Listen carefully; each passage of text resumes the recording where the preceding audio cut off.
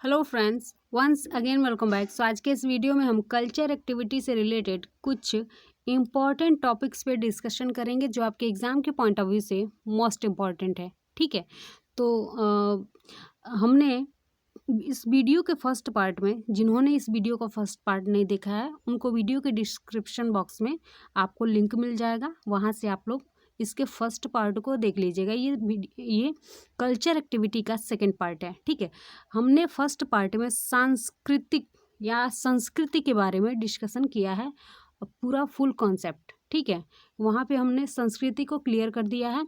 आज हम पढ़ेंगे इसकी एक्टिविटीज़ के बारे में, इसकी गतिविधियों के बारे में। ठीक है, तो जिन्होंने इस वीडियो का फर्स्ट पार्ट नहीं देखा है उनको वीडियो के डिस्क्रिप्शन बॉक्स में आपको लिंक मिल जाएगा, तो वहाँ से आप लोग आसानी से देख सकते हैं। ठीक है, तो ये क्या है, बीए थर्ड सेमेस्टर या बीएससी थर्ड सेमेस्टर में जो भी स्टूडेंट हैं उन लोगों के लिए माइनर सब्जेक्ट है, जिसका कोड क्या है, तो FMB 100 है। ठीक है, और ये 30 नवंबर को हेल्ड होने वाला है। ठीक है, तो चलिए जान लेते हैं इसके गतिविधियों के बारे में, इसकी एक्टिविटीज़ के बारे में, कि कल्चर में कौन कौन सी एक्टिविटीज़ होती हैं और उसका क्या हमारे जीवन में महत्व है। ठीक है, तो चलिए वीडियो को स्टार्ट करते हैं और वीडियो को लाइक शेयर करते रहिएगा और चैनल को सब्सक्राइब भी कर लीजिएगा। ठीक है, तो सबसे पहले जान लेते हैं संस्कृति के बारे में। ठीक है, संस्कृति क्या होती है, तो संस्कृति मैंने पहले भी बताया हुआ है कि भौतिक जगत में, ठीक है, भौतिक जगत में जो भी हमको देखने के लिए मिलता है वो हमारी सभ्यता है। क्या है, वो हमारी सभ्यता है। और जो उस सभ्यता को आगे तक बढ़ाने के लिए, विकसित करने के लिए जो अंदर से मोटिवेशन आता है वो हमारी क्या है, तो वो हमारी संस्कृति है। ठीक है, यहाँ पे कुछ शब्दों के माध्यम से भी देख लेते हैं। तो मनुष्य की अमूल्य निधि, मनुष्य कह रहा है कि संस्कृति मनुष्य की अमूल्य निधि उसकी संस्कृति है। उसकी संस्कृति क्या है, तो मनुष्य की अमूल्य निधि है। संस्कृति एक ऐसा पर्यावरण है जिसमें रहकर व्यक्ति एक सामाजिक प्राणी बनता है और प्राकृतिक पर्यावरण को अपने अनुकूल बनाने की क्षमता अर्जित करता है। ठीक है, यहाँ तक आप लोग को समझ में आ गया होगा। अब जान लेते हैं कि संस्कृति का अर्थ क्या होता है, मीनिंग ऑफ कल्चर। ठीक है, तो इसके अर्थ के बारे में जान लेते हैं। तो कह रहा है कि अंग्रेजी में संस्कृति के लिए कल्चर शब्द का प्रयोग किया जाता है।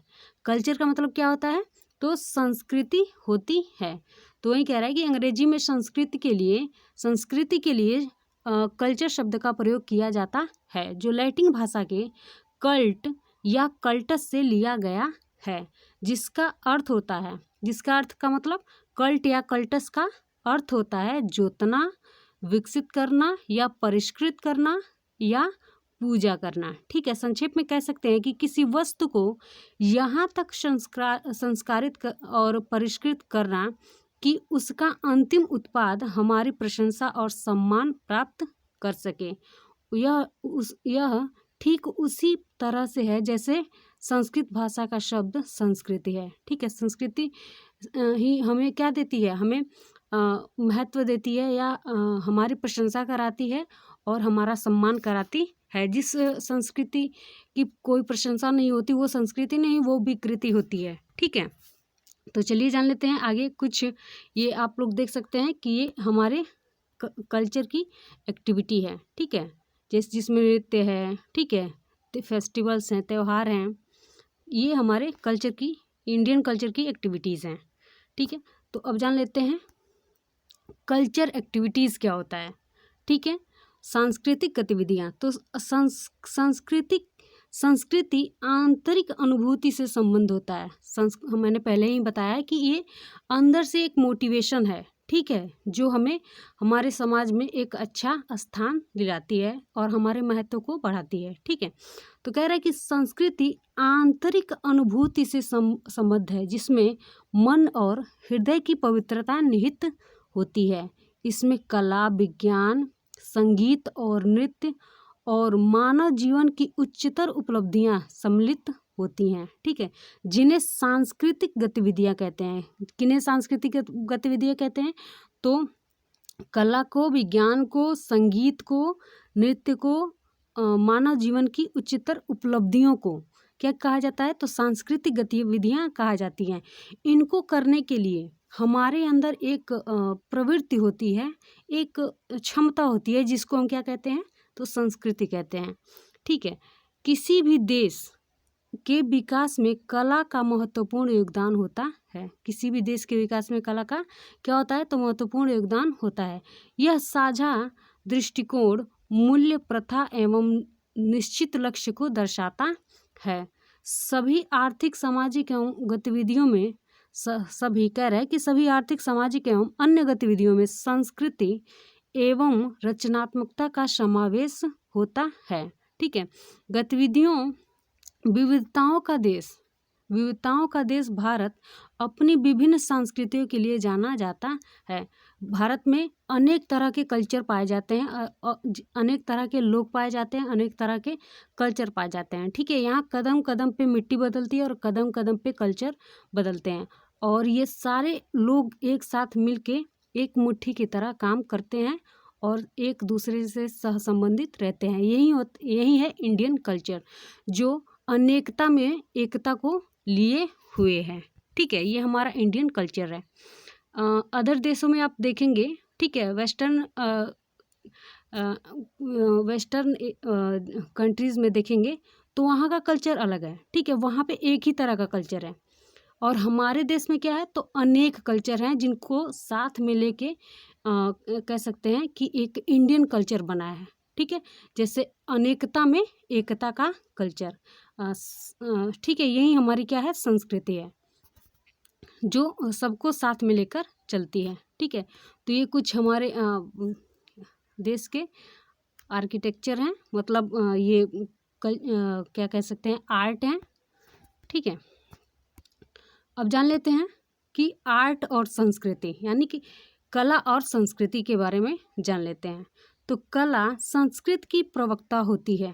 कला क्या होती है, तो संस्कृति की प्रवक्ता होती है, यानी कि ये संस्कृति को अभिव्यक्त करती है। क्या करती है, तो कह रहा है कि कला के माध्यम से ही हमारे जीवन में संस्कृति अभिव्यक्ति पाती है। मतलब कला से ही संस्कृति क्या करती है, बोलती है। बोलने का मतलब अभिव्यक्ति पाती है। लोग इसको क्या करते हैं, महत्व देते हैं। ठीक है, शब्दों के माध्यम से महत्व देते हैं। कह रहा है कि कला अपने सांस्कृतिक सरोकारों के साथ आगे बढ़ती है। ठीक है, इसकी अभिव्यक्ति कला के विविध रूपों, संगीत, नृत्य, नाटक, चित्रकला, स्थापत्य कला, सिनेमा, फोटोग्राफी, साहित्य आदि में जीवंत होती है। ठीक है, आपसे यहाँ से क्वेश्चन, ये मोस्ट इम्पॉर्टेंट है। ठीक है, यहाँ से क्वेश्चन पूछा जा सकता है कि कला और संस्कृति क्या है, क्योंकि कला के अंदर आपके सारे टॉपिक्स आ जाएंगे। ठीक है, नृत्य भी आ जाएगा, संगीत भी आ जाएगा, नाटक भी आ जाएगा। ठीक है, चित्रकला भी आ जाएगा, ये सारे आपके कला के अंदर आ जाएंगे। तो इसको आप लोग अच्छे से पढ़ के जाइएगा। यहाँ पे सारे टॉपिक्स लगभग क्लियर हैं जहाँ से क्वेश्चन बन सकते हैं। ठीक है, तो ये थोड़ा सा इम्पॉर्टेंट है, कह सकते हैं कि ये मोस्ट इम्पॉर्टेंट है। कला और संस्कृति के बारे में पूछ सकता है, क्योंकि कला के अंदर बहुत सारी चीज़ें आ सकती हैं। ठीक है, और ठीक है, ये कुछ इंडियन कल्चर है जिनको आपको पिक्चर के माध्यम से दिखाने का प्रयास किया गया है। आप यहाँ पे देख सकते हैं भाषा एवं संस्कृति के बारे में।